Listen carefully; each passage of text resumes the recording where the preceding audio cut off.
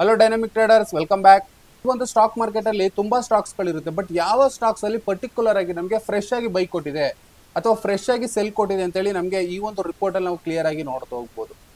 ನಾವು ಎಲ್ಲಾ ಸ್ಟಾಕ್ಸ್ ಅನ್ನು ಅನಾಲಿಸಿಸ್ ಮಾಡೋದು ಬೇಡ. ಈ ಒಂದು ನ್ಯೂ ಬೈ ಸೆಲ್ ರಿಪೋರ್ಟ್ ಅಲ್ಲಿ ಪರ್ಟಿಕ್ಯುಲರ್ ಆಗಿ ಯಾವ ಸ್ಟಾಕ್ಸ್ ಅಲ್ಲಿ ನಮಗೆ ಬೈ ಕೊಟ್ಟಿದೆ, ಯಾವ ಸ್ಟಾಕ್ಸ್ ಅಲ್ಲಿ ಸೆಲ್ ಕೊಟ್ಟಿದೆ ಅಂತ ಕ್ಲಿಯರ್ ಆಗಿ ನೋಡಬಹುದು. ಇವಾಗ ನಾವ್ ಇಲ್ಲಿ ನೋಡ್ತಾ ಇದ್ದೀವಲ್ಲ, ಈ ಒಂದು ರಿಪೋರ್ಟ್ ಅಲ್ಲಿ ನಮಗೆ ಕಂಪ್ಲೀಟ್ ಎಲ್ಲಾ ಸ್ಟಾಕ್ಸ್ ಗಳದ್ದು ಕೂಡ ನಮಗೆ ನ್ಯೂ ಬೈ ಸೆಲ್ ಸಿಗ್ನಲ್ ನಮಗೆ ಸಿಗ್ತಾ ಹೋಗುತ್ತೆ. ಬಟ್ ಇದರಲ್ಲಿ ನಾನು ಲಾಸ್ಟ್ ವಿಡಿಯೋನಲ್ಲೇ ಹೇಳ್ದಂಗೆ ನಾನು ಮೇಜರ್ ಆಗಿ ಫೋಕಸ್ ಮಾಡೋದು ಈ ಲಾಂಗ್ ಟ್ರೆಂಡ್ ಮಾತ್ರ. ಈ ಲಾಂಗ್ ಟ್ರೆಂಡ್ ಇದೆಯಲ್ಲ, ಸೊ ಇದನ್ನ ಮಾತ್ರ ಫೋಕಸ್ ಮಾಡ್ತೀನಿ. ನೋಡಿ, ಇದು ಲಾಂಗ್ ಟ್ರೆಂಡ್ ನಮಗೆ ತುಂಬಾ ಇಂಪಾರ್ಟೆಂಟ್. ನಮಗೆ ಇಲ್ಲಿ ಆಲ್ರೆಡಿ ಸ್ಪೀಡ್ ಸಿಗ್ನಲ್ ಇದೆ, ಸ್ಪೀಡ್ ಟ್ರೆಂಡ್ ಇದೆ, mid signal, mid trend, long signal, long trend. So ಈ ರೀತಿ 6 ಸಿಗ್ನಲ್ಗಳು ನಮಗಿದೆ. ಬಟ್ ನಾವು ಪರ್ಟಿಕ್ಯುಲರ್ ಆಗಿ ಮೇಜರ್ ಆಗಿ ಯೂಸ್ ಮಾಡೋದು ಯಾವುದು ಅಂದ್ರೆ ಲಾಂಗ್ ಟ್ರೆಂಡ್. ಏನಕ್ಕೆ ಲಾಂಗ್ ಟ್ರೆಂಡ್ ಯೂಸ್ ಮಾಡ್ತೀನಿ ಅಂತ ಕೂಡ ನಾನು ಮುಂದೆ ಈ ಒಂದು ವಿಡಿಯೋನಲ್ಲಿ ತಿಳಿಸ್ಕೊಡ್ತೀನಿ. ಈ ಲಾಂಗ್ ಟ್ರೆಂಡ್ ಅಲ್ಲಿ ಯಾವೆಲ್ಲ ಸ್ಟಾಕ್ಸ್ಗಳು ನಮಗೆ ಈ ರೀತಿ ಅಪ್ ಸ್ಟಾರ್ಟ್ ಮತ್ತೆ ಡೌನ್ ಸ್ಟಾರ್ಟ್ ಮತ್ತೆ ಅಪ್ ಸ್ಟಾರ್ಟ್ ಮತ್ತೆ ಅಪ್ ಸ್ಟಾರ್ಟ್, ಸೊ ಈ ರೀತಿ ಅಪ್ ಸ್ಟಾರ್ಟ್ಗಳು ಯಾವ್ಯಾವ ಸ್ಟಾಕ್ಸ್ ಅಲ್ಲಿ ಇದೆ ಅಂತ ನಾವು ಚೆಕ್ ಮಾಡ್ತಾ ಹೋಗ್ಬೇಕಾಗುತ್ತೆ. ಅದು ಲಾಂಗ್ ಟ್ರೆಂಡ್ ಅಲ್ಲೇ ನೋಡಬೇಕು. ಯಾಕಂದ್ರೆ ಇದು ಪರ್ಟಿಕ್ಯುಲರ್ ಆಗಿ ಇನ್ವೆಸ್ಟ್ಮೆಂಟ್ ಮಾಡೋದಕ್ಕೆ ಈ ಒಂದು ಟ್ರೆಂಡ್ ನಮಗೆ ತುಂಬಾ ಇಂಪಾರ್ಟೆಂಟ್ ಆಗಿರುತ್ತೆ. ನೋಡಿ, ಈ ರೀತಿ ಇದ್ದಾಗ ತುಂಬಾ ಸ್ಟಾಕ್ಸ್ಗಳು, ನೋಡಿ ಎಷ್ಟು ಸ್ಟಾಕ್ಸ್ ಇದೆ, ಆಲ್ಮೋಸ್ಟ್ ತುಂಬಾ ಸ್ಟಾಕ್ಸ್ ಅಲ್ಲಿ ನಮಗೆ ನ್ಯೂ ಬೈ ಸೆಲ್ಗಳು ಕೊಟ್ಟಿದೆ. ನೋಡಿ, ಈಗ ನೋಡ್ತಾ ಇದ್ದೀರಾ, ತುಂಬಾ ಸ್ಟಾಕ್ಸ್ ಅಲ್ಲಿ ಬಂದಿದೆ. ಬಟ್ ಇಲ್ಲಿ ನಾವು ಎಲ್ಲಾ ಸ್ಟಾಕ್ಸ್ ಅನ್ನು ಚೆಕ್ ಮಾಡೋದು ಬೇಕಾಗಿಲ್ಲ. ಎಲ್ಲಾ ಸ್ಟಾಕ್ಸ್ ಅನ್ನು ಚೆಕ್ ಮಾಡಿದ್ರೆ, ಯಾಕಂದ್ರೆ ಇದರಲ್ಲಿ ನಮಗೆ NSE ಅಲ್ಲಿ ತುಂಬಾ ಸ್ಟಾಕ್ಸ್ಗಳು ಇರೋದ್ರಿಂದ ಪಿನ್ನಿ ಸ್ಟಾಕ್ಗಳದೆಲ್ಲ ರಿಪೋರ್ಟ್ ಇದರಲ್ಲಿ ಸಿಗ್ತಾ ಹೋಗುತ್ತೆ. ಅಂದ್ರೆ ಫಂಡಮೆಂಟಲ್ ಆಗಿ ಸ್ಟ್ರಾಂಗ್ ಇಲ್ದೇ ಇರೋಂಥ ಸ್ಟಾಕ್ಸ್ಗಳದ್ದು ಕೂಡ ರಿಪೋರ್ಟ್ ನಮಗೆ ಸಿಗುತ್ತೆ. ಸೊ ಅದರಿಂದ ನಾವೇನ್ ಮಾಡ್ಬೇಕಂದ್ರೆ ಇಲ್ಲಿ ಮೇಜರ್ ಆಗಿ ನಿಫ್ಟಿ 50 ಇರ್ತಕ್ಕಂಥ ಸ್ಟಾಕ್ಸ್ ಅಲ್ಲಿ ಏನಾದ್ರು ಈ ರೀತಿ ಅಪ್ಸ್ಟಾರ್ಟ್ ಏನಾದ್ರು ಬಂದಿದೆಯಾ, ನೋಡಿ ಈ ರೀತಿ ಅಪ್ಸ್ಟಾರ್ಟ್ ಏನಾದ್ರು ಬಂದಿದೆಯಾ ಅಂತ ಹೇಳಿ ಚೆಕ್ ಮಾಡ್ಕೊಬೇಕು. ಫಂಡಮೆಂಟಲಿ ಸ್ಟ್ರಾಂಗ್ ಇರ್ತಕ್ಕಂಥ ಸ್ಟಾಕ್ಸ್ಗಳು ನಮಗೆ ನಿಫ್ಟಿ 50 ಇರೋದ್ರಿಂದ ಈ ಒಂದು ನ್ಯೂ ಬೈ ಸೆಲ್ ರಿಪೋರ್ಟ್ ಅಲ್ಲಿ ಅದರಲ್ಲೂ ಕೂಡ ಈ ಲಾಂಗ್ ಟ್ರೆಂಡ್ ಅಲ್ಲಿ ನಮಗೆ ಈ ಲಾಂಗ್ ಟ್ರೆಂಡ್ ಅಲ್ಲಿ ಯಾವ ಸ್ಟಾಕ್ಸ್ ಅಲ್ಲಿ ನಮಗೆ ಅಪ್ಸ್ಟಾರ್ಟ್ ಅಂತಿದೆ, ನಿಫ್ಟಿ 50 ಇರ್ತಕ್ಕಂಥ ಸ್ಟಾಕ್ಸ್ ಅಲ್ಲಿ ಅಪ್ಸ್ಟಾರ್ಟ್ ಅಂತಿದ್ರೆ, ಸೊ ಅಂತ ಸ್ಟಾಕ್ಸ್ ಅಲ್ಲಿ ನಾವು ಇನ್ವೆಸ್ಟ್ಮೆಂಟ್ ಮಾಡೋದಕ್ಕೆ ಈಸಿ ಆಗುತ್ತೆ. ನೋಡಿ, ಯಾವುದೇ ಟ್ರೇಡ್ ರೆಕಮೆಂಡೇಶನ್ ಅಲ್ಲ. ಸೊ ಇದೇ ತರ ಚೆಕ್ ಮಾಡಿದಾಗ ಇಲ್ಲಿ ಅಪ್ಸ್ಟಾರ್ಟ್ ಬಂದಿದೆಯಾ ನೋಡೋದು, ಯಾವ ಸ್ಟಾಕ್ ಅಲ್ಲಿ ಇದೆ, ಸ್ಟಾಕ್ ನೇಮ್ ಇರುತ್ತೆ, ಸೊ ಅಲ್ಲಿ ಚೆಕ್ ಮಾಡೋದು. ನೋಡಿ, ಇಲ್ಲಿ ಒಂದು ಸ್ಟಾಕ್ ನಮಗೆ ಸ್ಟಾರ್ಟ್ ಆಗಿದೆ. ಸೊ ಈ ಸ್ಟಾಕ್ ಯಾವುದು ಅಂದ್ರೆ NTPC ಸ್ಟಾಕ್ ಅಲ್ಲಿ ನಮಗೆ ಅಪ್ಸ್ಟಾರ್ಟ್ ಇದೆ. ಸೊ NTPC ಸ್ಟಾಕ್ ನಮಗೆ ನಿಫ್ಟಿ 50 ಬರುವಂತ ಸ್ಟಾಕ್. ಸೊ ಇವಾಗ ನಮಗೆ NTPC ಒಂದು ಸ್ಟಾಕ್ ನಮಗೆ ಸಿಕ್ತು ಇದರಲ್ಲಿ, ಆಯ್ತಾ. ನೆಕ್ಸ್ಟ್ ಇದೇ ತರ ನೆಕ್ಸ್ಟ್ ಯಾವ್ದಾದ್ರು ಸ್ಟಾಕ್ ಇದೆ ಅಂತ ನಾವು ಚೆಕ್ ಮಾಡ್ತಾ ಹೋದ್ರೆ, ನೋಡಿ ನಮಗೆ NTPC ಬಿಟ್ರೆ ಬೇರೆ ಯಾವ ಸ್ಟಾಕ್ ಕೂಡ ಇವತ್ತಿಗೆ ನಮಗೆ ಫ್ರೆಶ್ ಆಗಿ ಬೈ ಕೊಟ್ಟಿಲ್ಲ. ನಾಳೆ ಕೊಡ್ಬೋದು, ಅಂದ್ರೆ ಇದು 8ನೇ ತಾರೀಕು ನಮಗೆ ಬೈ ಕೊಟ್ಟಿರೋದು. ಸೊ 9ನೇ ತಾರೀಕು ನಾವು ಆಕ್ಷನ್ ತಗೊಬಹುದು ಬೆಳಿಗ್ಗೆ ಮಾರ್ನಿಂಗ್. ಸೊ ಇವಾಗ ನಮಗೆ NTPC ಸ್ಟಾಕ್ ನಮಗೆ ಫ್ರೆಶ್ ಆಗಿ ಬೈ ಕೊಟ್ಟಿದೆ. ಸೊ ಈ ಸ್ಟಾಕ್ ನಮ್ಮ ಚಾರ್ಟ್ ನೋಡೋಣ. ಸೊ ಓಪನ್ ಚಾರ್ಟ್ ಮೇಲೆ ಕ್ಲಿಕ್ ಮಾಡ್ತೀನಿ.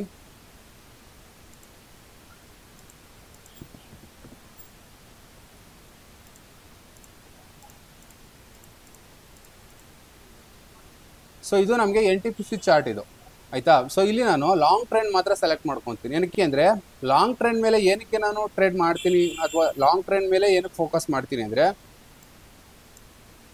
ನೋಡಿ ಇದು ನಮಗೆ ಲಾಂಗ್ ಟ್ರೆಂಡ್ ನಮಗೆ ಫ್ರೆಶ್ ಆಗಿ ಬೈ ಕೊಟ್ಟಿರೋದು. ಇವಾಗ ನಾನು NTPC ಚಾರ್ಟ್ ಅಲ್ಲಿ ಇದ್ದೀನಿ. ಸೊ ಇಲ್ಲಿ ನಮಗೆ ಲಾಂಗ್ ಟ್ರೆಂಡ್ ನಮಗೆ ಫ್ರೆಶ್ ಆಗಿ ಬೈ ಕೊಟ್ಟಿದೆ. ಅಂದ್ರೆ ಇದು ಲಾಂಗ್ ಟ್ರೆಂಡ್ ನಮಗೆ ಪರ್ಪಲ್ ಲೈನ್ ಇದೆಯಲ್ಲ, ಸೊ ಇದ್ರ ಮೇಲ್ಗಡೆ ಈ ಕ್ಯಾಂಡಲ್ ಕ್ಲೋಸ್ ಆಗಿದೆ. ಅಂದ್ರೆ ಲಾಂಗ್ ಟ್ರೆಂಡ್ ನಮಗೆ ಬೈ ಕೊಟ್ಟಿದೆ.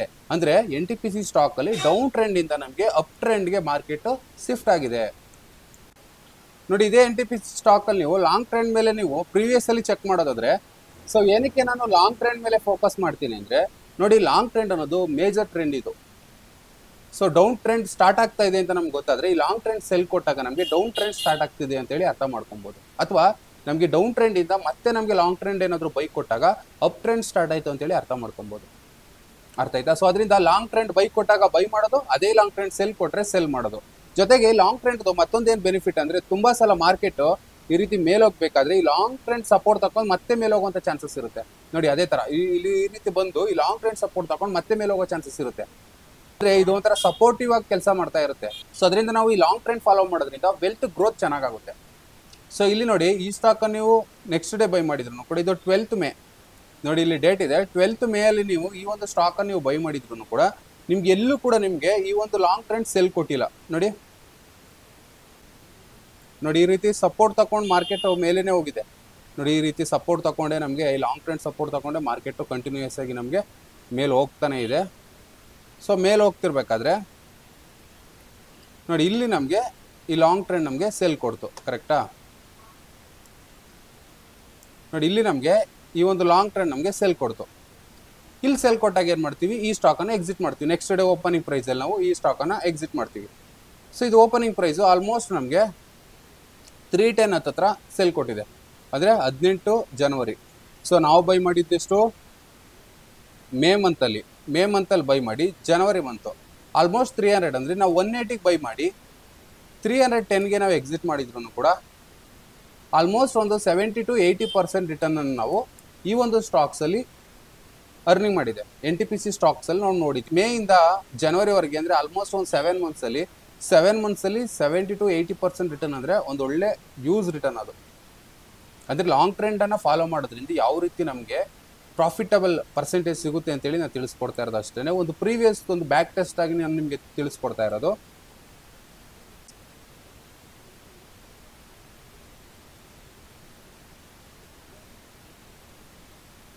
ಸೊ ಏನಕ್ಕೆ ನಾವು ಲಾಂಗ್ ಟ್ರೆಂಡ್ ಸೆಲ್ ಕೊಟ್ಟಾಗ ಎಕ್ಸಿಟ್ ಮಾಡ್ಕೊಬೇಕು ಅಂದರೆ, ನೋಡಿ ಈ ಕ್ಯಾಂಡಲ್ ನೋಡಿ, ಇದು ಲಾಂಗ್ ಟ್ರೆಂಡ್ ನಮಗೆ ಸೆಲ್ ಕೊಡ್ತು. ಸೆಲ್ ಕೊಟ್ಟಿದ ತಕ್ಷಣ ನಾವು ನಮ್ಮ ಒಂದು ಏನು ಸ್ಟಾಕ್ ಇರುತ್ತೆ ಅದನ್ನು ಎಕ್ಸಿಟ್ ಮಾಡ್ಕೊಂಡ ತಕ್ಷಣ ನೋಡಿ ಎಷ್ಟು ಮಾರ್ಕೆಟ್ ಡೌನ್ ಸೈಡ್ಗೆ ಬಂತು. ನೋಡಿ ಆಲ್ಮೋಸ್ಟ್ ನಾವು ಟಾಪಲ್ಲೇ 410 ನಾವು ಎಕ್ಸಿಟ್ ಮಾಡಿರ್ತೀವಿ ಈ ಸ್ಟಾಕನ್ನು. 410 ನಾವು ಎಕ್ಸಿಟ್ ಮಾಡ್ಕೊಂಡ್ರು ಕೂಡ ಸೊ ನಮ್ಗೆ ಎಲ್ಲೂ ಎಂಟ್ರಿ ಇನ್ನೆಲ್ಲೂ ಇಲ್ಲ. ನೋಡಿ ಲಾಂಗ್ ಟ್ರೆಂಡ್ ಮತ್ತೆ ಬೈ ಕೊಡ್ತು, ಮತ್ತೆ ಇಲ್ಲಿ ಬಂದು ಸೆಲ್ ಕೊಟ್ಟಿತ್ತು.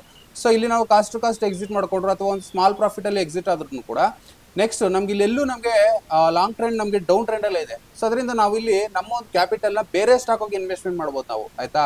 ಈ ಸ್ಟಾಕಿಂದ ನಾವು ಪ್ರಾಫಿಟನ್ನು ಬುಕ್ ಮಾಡಿಕೊಂಡು ಸೊ ಅದೇ ಕ್ಯಾಪಿಟಲ್ನ ನಾವು ಬೇರೆ ಸ್ಟಾಕ್ ಯಾವ್ದಾದ್ರು ಬೈ ಕೊಟ್ಟಿರುತ್ತಲ್ಲ ಸೊ ಆ ಸ್ಟಾಕ್ಸಲ್ಲಿ ನಾವು ಹೋಲ್ಡ್ ಮಾಡ್ಬೋದು. ಸುಮ್ಮನೆ ನಾವು ಈ ಸ್ಟಾಕ್ಸಲ್ಲಿ ಸರಿ ಹಿಂಗೆ ಬೀಳ್ತಾ ಇದೆ ವೆಯ್ಟ್ ಮಾಡೋಣ ಮತ್ತೆ ಮೇಲ್ ಬರುತ್ತೆ ಅಂದ್ಕೊಂಡು ವೆಯ್ಟ್ ಮಾಡೋಂಥ ನೆಸೆಸಿಟಿನೇ ಇರೋದಿಲ್ಲ. ಮೇಲ್ ಬರುತ್ತಾ ಬೈ ಕೊಟ್ಟಾಗ ಮೇಲ್ ತಗೊಳ್ಳೋಣ.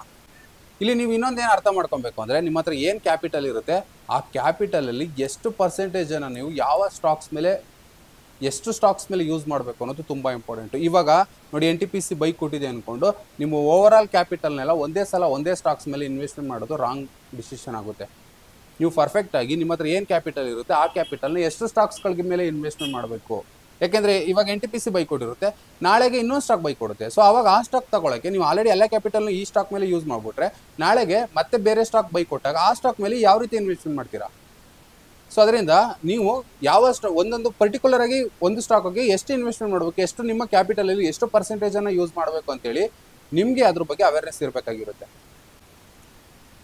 ಸೊ ಈ ಒಂದು ಸ್ಟಾಕ್ಸಲ್ಲಿ ನಮಗೆ ಫ್ರೆಶ್ ಆಗಿ ಬೈ ಕೊಟ್ಟಿದೆ ಲಾಂಗ್ ಟ್ರೆಂಡ್ ಬಂದು. ಸೊ ನಂದು ಇನ್ವೆಸ್ಟ್ಮೆಂಟ್ ಪರ್ಪಸ್ ಆಗಿರೋದ್ರಿಂದ ಈ ಒಂದು ಸ್ಟಾಕ್ಸನ್ನು ನಾನು ಬೈ ಮಾಡ್ತೀನಿ. ಬಟ್ ಹಂಗೆ ಅಂತೇಳಿ ಇದು ಬೈ ಮಾಡಿದ ತಕ್ಷಣ ನಮಗೆ ಅಪ್ಸೈಡ್ಗೆ ಮಾರ್ಕೆಟ್ ಮೂವ್ ಆಗಬೇಕು ಅಂತ ಏನಿಲ್ಲ. ಇನ್ ಕೇಸ್ ನಾಳೆ ದಿನಕ್ಕೆ ಏನಾದರೂ ಮಾರ್ಕೆಟ್ ಡೌನ್ ಬಂದರೆ ಈ ಲಾಂಗ್ ಟ್ರೆಂಡ್ ನಮಗೆ ಸೆಲ್ ಕೊಟ್ಟರೆ ಸೊ ಈ ಒಂದು ಸ್ಟಾಕನ್ನು ನಾನು ಸ್ಮಾಲ್ ಲಾಸಲ್ಲಿ ಅಥವಾ ಒಂದು ಕಾಸ್ಟ್ ಟು ಕಾಸ್ಟ್ ನಾನು ಎಕ್ಸಿಟ್ ಮಾಡ್ಕೊತೀನಿ.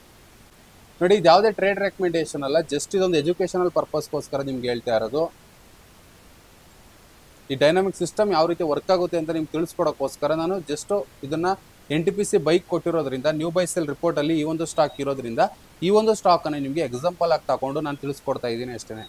ಸೊ ಇದು ಯಾವುದೇ ಟ್ರೇಡ್ ರೆಕಮೆಂಡೇಷನ್ ಅಲ್ಲ ಅಥವಾ ಸ್ಟಾಕ್ ರೆಕಮೆಂಡೇಷನ್ ಅಲ್ಲ, ಜಸ್ಟ್ ಇದೊಂದು ಎಜುಕೇಷನಲ್ ಪರ್ಪಸ್ಗೋಸ್ಕರ ಮಾಡ್ತಾ ಇರೋದು. ನಮ್ಮ ಒಂದು ಡೈನಾಮಿಕ್ ಸಿಸ್ಟಮ್ ಪ್ರಕಾರ ಯಾವ ರೀತಿ ವರ್ಕ್ ಆಗುತ್ತೆ ಅಂತ ತಿಳಿಸ್ಕೊಡ್ತಾ ಇರೋದು ಅಷ್ಟೇ. ಸೊ ಈ ರೀತಿ ಫ್ರೆಶ್ ಆಗಿ ಯಾವೆಲ್ಲ ಸ್ಟಾಕ್ಸ್ಗಳು ನಮಗೆ ಬೈ ಕೊಟ್ಟಿದೆ ಅನ್ನೋದನ್ನ ನಮ್ಮ ಒಂದು ವಾಟ್ಸಪ್ ಗ್ರೂಪಲ್ಲಿ ನಾವು ಅಪ್ಲೋಡ್ ಮಾಡ್ತಾ ಇರ್ತೀವಿ. ಸೊ ನಿಮಗೂ ಕೂಡ ಇಂಟ್ರೆಸ್ಟ್ ಇದ್ದರೆ ವಿಡಿಯೋ ಕೆಳಗಡೆ ಕಾಣಿಸ್ತಿರೋಂಥ ಫೋನ್ ನಂಬರ್ಗೆ ಕಾಲ್ ಮಾಡಿ ನೀವು ಕೂಡ ವಾಟ್ಸಪ್ ಗ್ರೂಪ್ಗೆ ಜಾಯ್ನ್ ಆಗ್ಬೋದು. ಐ ಹೋಪ್ ನಿಮಗೆ ಈ ಒಂದು ವಿಡಿಯೋ ಕ್ಲಿಯರಾಗಿ ಅರ್ಥ ಆಗಿದೆ ಅಂತ ಅನ್ಕೊತೀನಿ. ವಿಡಿಯೋ ಇಷ್ಟ ಆಗಿದ್ದರೆ ವಿಡಿಯೋಗೆ ಲೈಕ್ ಮಾಡಿ, ಹಾಗೂ ಚಾನಲ್ಗೆ ಸಬ್ಸ್ಕ್ರೈಬ್ ಮಾಡ್ಕೊಂಡಿಲ್ಲ ಅಂದರೆ ಸಬ್ಸ್ಕ್ರೈಬ್ ಮಾಡ್ಕೊಳ್ಳಿ. Thank you for watching.